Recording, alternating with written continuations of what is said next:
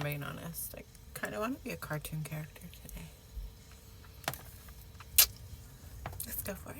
Happy Valentine's Day. I love you. I know, for most of you, it probably isn't even Valentine's Day anymore. Day late and $1 short. Story of my life.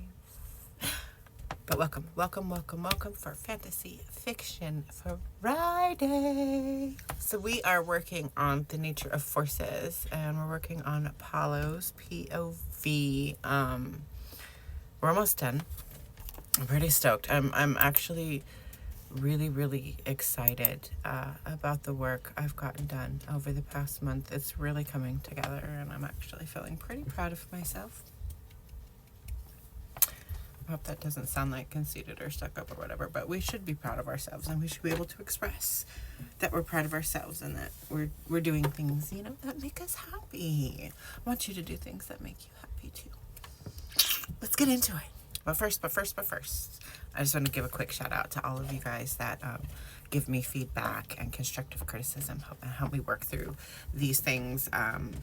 Y'all are so appreciated, and to the 7 of you that always show up whenever I do actually post, I love you so much. And for the 129 of you that for whatever reason chose to hit that subscribe button, you are the best, the absolute best. Thank you so much for being here. Okay, so Palo is our MMC. He's the only MMC in this novel.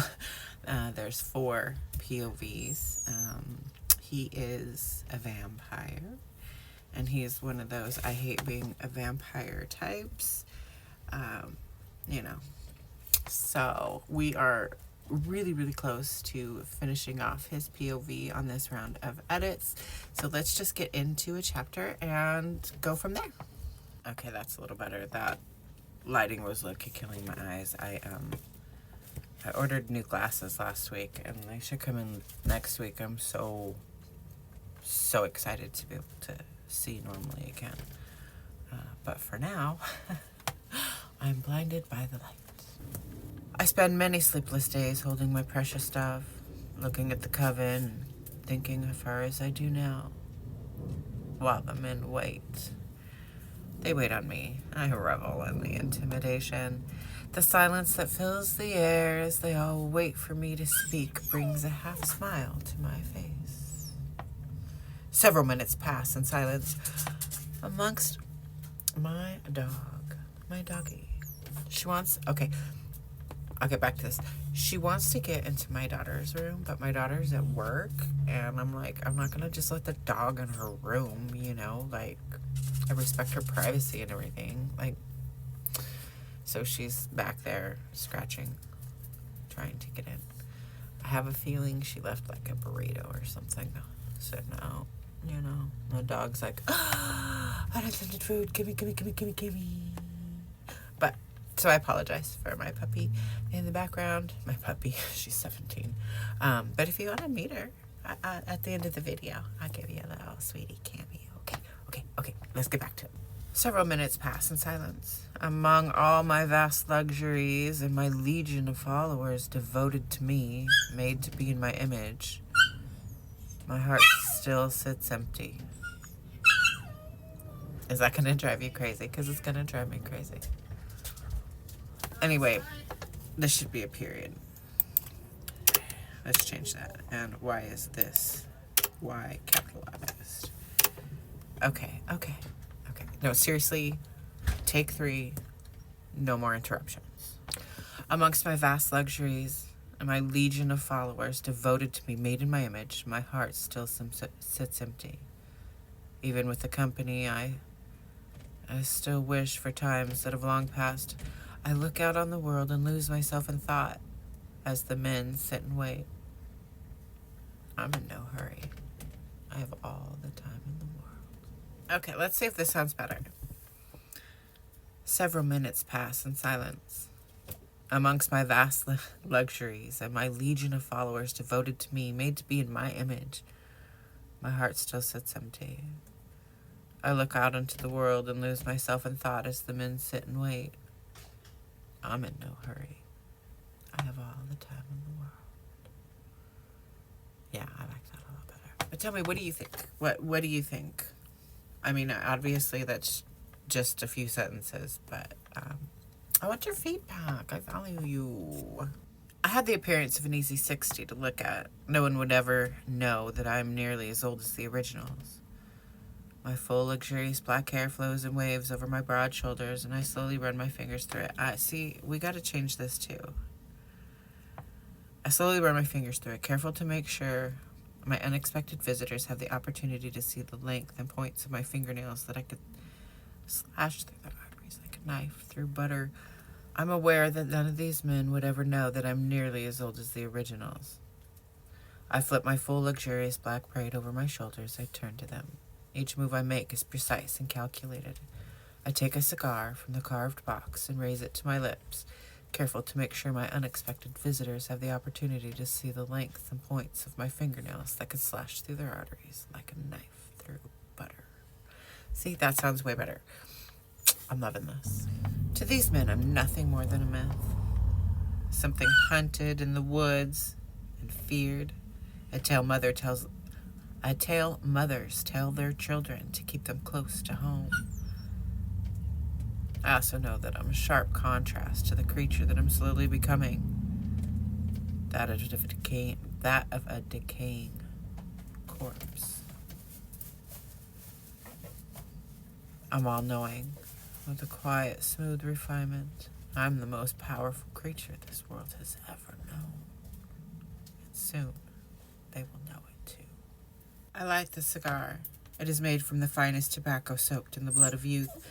My every move is over. Yeah, we already said my every move is overcalculated. See, sometimes I get redundant. Like, I get so excited to add things I've already written, okay? So let's try it this way. I light the cigar. It's made from the finest tobacco soaked in the blood of the youth. The blood of the youth? The blood of youth. That sounds better, right?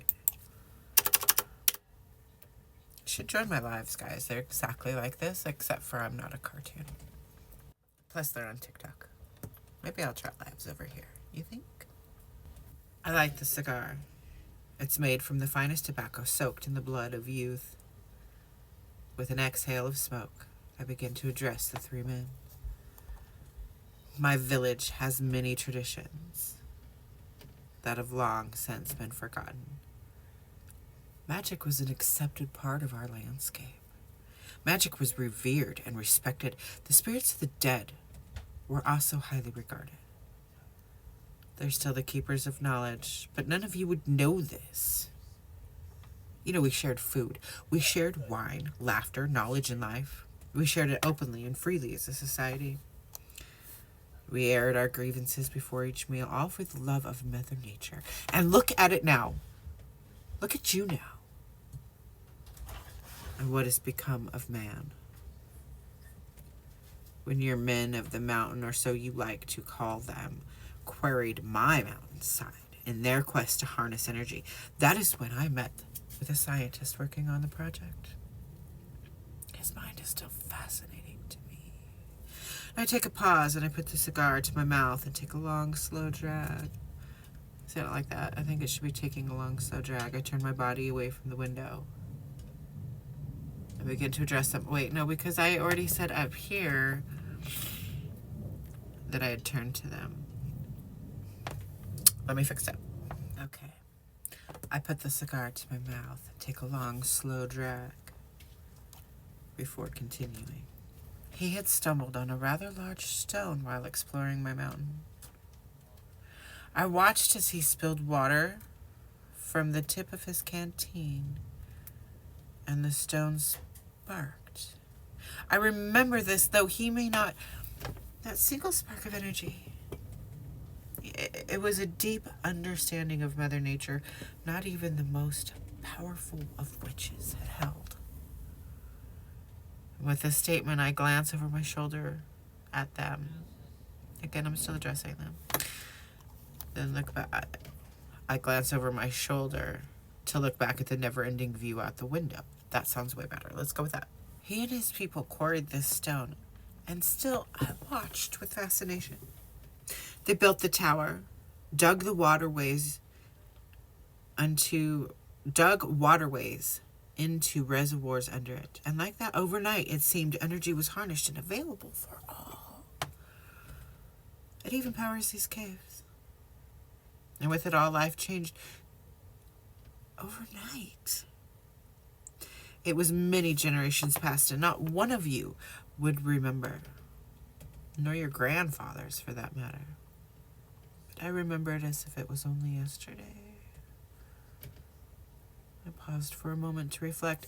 After the eruption, the quarries were filled in with cooling lava, but the pyramid still stands. It powers some of your homes today as it does mine. Again, redundant. Palo's not a redundant man. I am a redundant writer. Okay, after the eruption, the quarries were filled in with the cooling lava, but the pyramid still stands. My greenhouse has its own. It was also designed by the same scientific mind, the greatest mind I have ever known.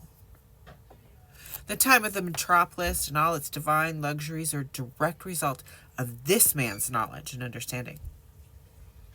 I believe he could shape today's future as well. I mean, don't you want to go back to a time where it was easy and fun? I asked as I walked slowly towards the men. Don't you want to go back to times when life was easy and fun? I asked, taking 3 steps towards the men, all of whom sit in silent stare. Shh, their hearts beat in time with rapid succession. Thoughts of my beloved erased for the moment and replaced with the thrill of the moment. No. Why is there moments so many times? Erased. How about just replaced? Let's try that. Let's see if that sounds better. Thoughts of my beloved replaced with the thrill of the moment. Yeah, that's better.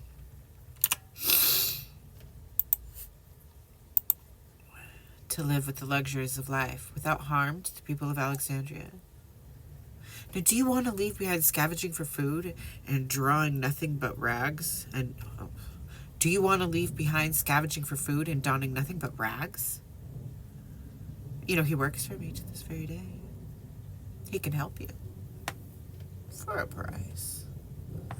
Together we've made so many great advances in the name of science. Hilaire enters the room and takes a seat on the oversized chair of carved wood and recounts for Ramon he invited me in. I thought he invited me. I was compelled. Much as you are now. That's bullshit. He wasn't compelled. He invited me.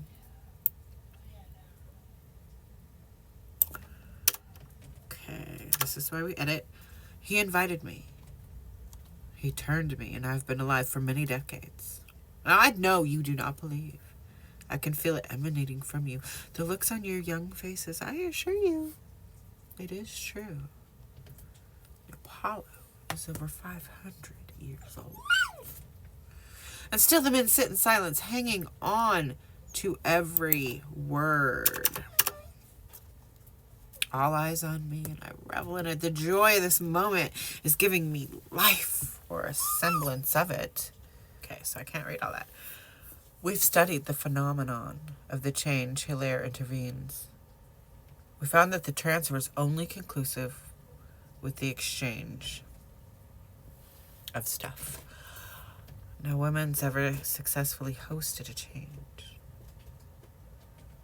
We tried to change with blood alone and found that it reanimated the corpses, but as a result, they needed to be put down as they continued to fester and rot. Ramon sits stunned, unable to speak. Why is he telling me this? He wonders.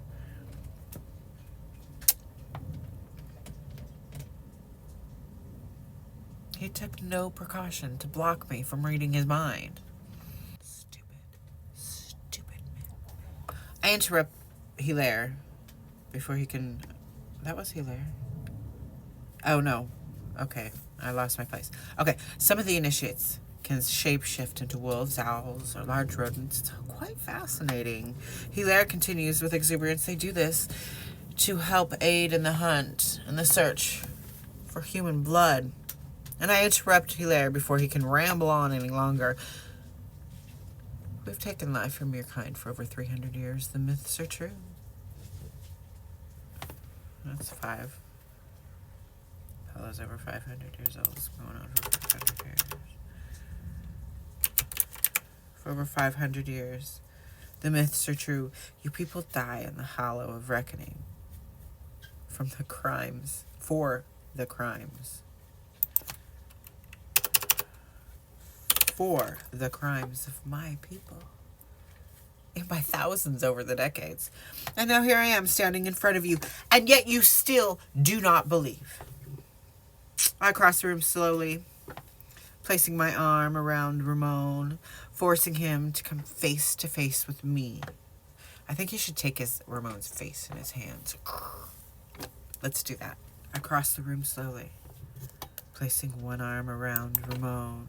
I take his face in my hand and squeeze his cheeks, forcing him to come face to face with me. Ramon can feel my hot breath on his neck as I whisper sinisterly into his ear. I don't know what my kid's yelling about back there, but it's cute. I'm having fun. I live on your blood. It empowers me to heights you cannot fathom. I have created hundreds of companions, each as fierce in the need for survival as me. I can run with the wolves, fly with the bat, and slither with the snake. I can smell your blood. I can hear your heartbeat. I can sense your every fear and your every desire. I can kill you. However, I'm a kind man. Just a man.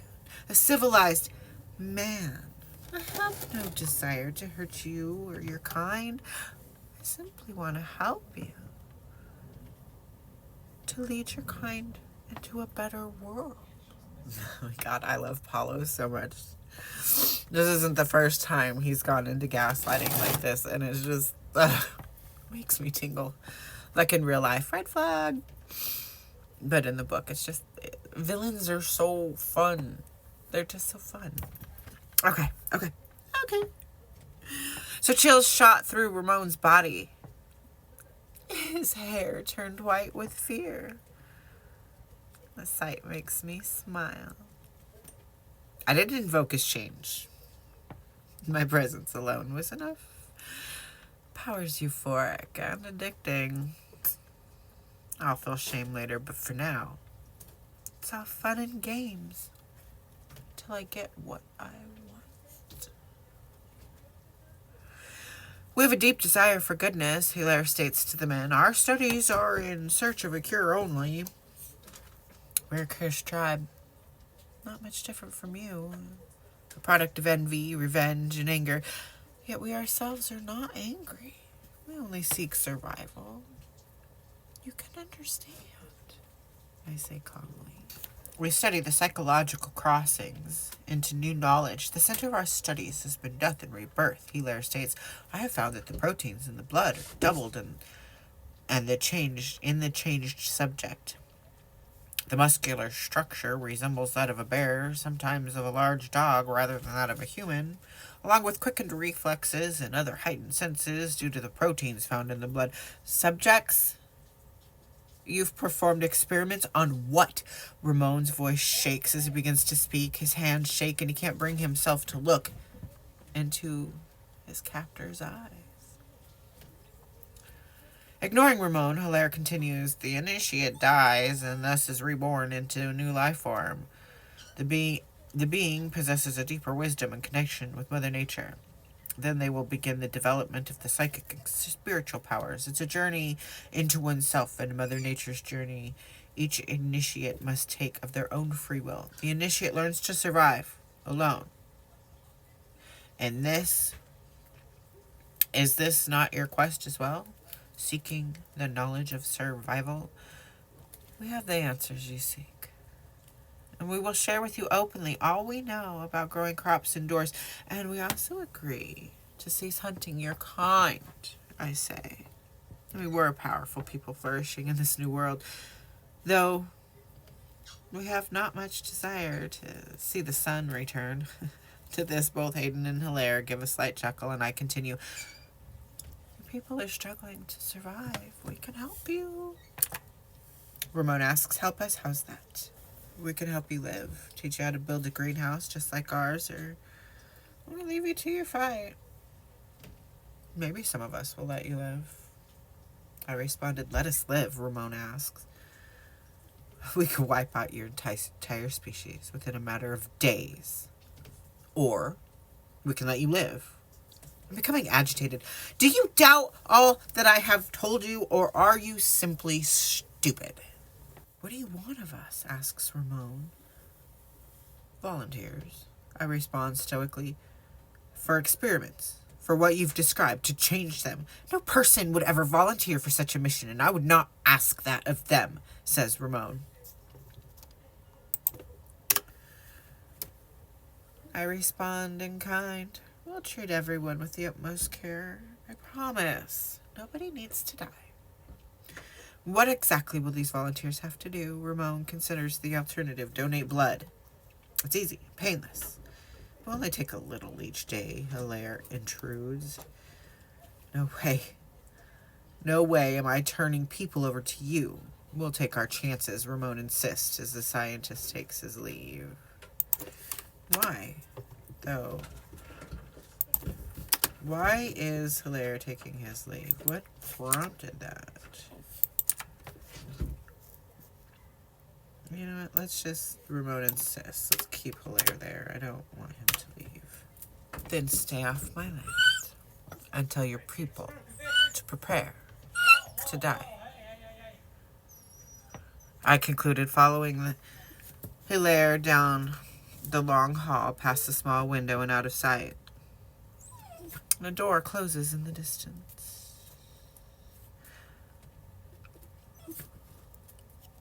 I don't want that, I concluded.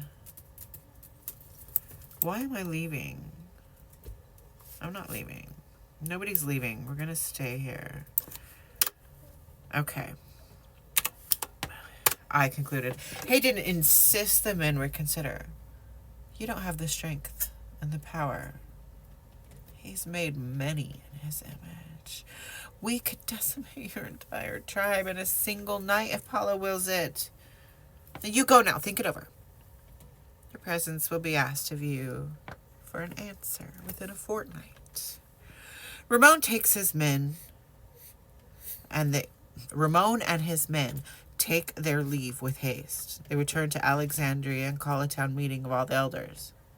After 3 days of deliberation, Ramon returns to me with some people who've agreed to donate. Ramon and I agree upon the terms. The people of Alexandria will offer 10 women upon their first menstruation on the night of the darkened moon each year, and in exchange, the tribe of the vampire will not hurt the town of Alexandria. And Hilaire will share with them the blueprints for our greenhouse. I really, really, really enjoy this chapter. Now, obviously, it's still going to go through a couple more rounds of editing. Right now, we're doing contextual editing. Most of the line editing is already done. A little bit here and there. So we're still going to go through it a couple more times. It's still, a long way away, but tell me what you think. Give me your feedback. Good, bad, and different. Good, bad, and ugly. And yeah, I guess that's all I have for you today. Happy Valentine's Day. Thank you so much for hanging out with me for a moment. Oh, I promised you a Sweetie cameo. Hold on. Yes. That filter makes her look creepy. Look at Sweetie. I do you girls. That's my good girls. Okay. Remember, you are valid, you are worthy, you are loved. Join me next Friday for the wherever I am in the book, and we'll edit another chapter together. Okay, love you. Bye.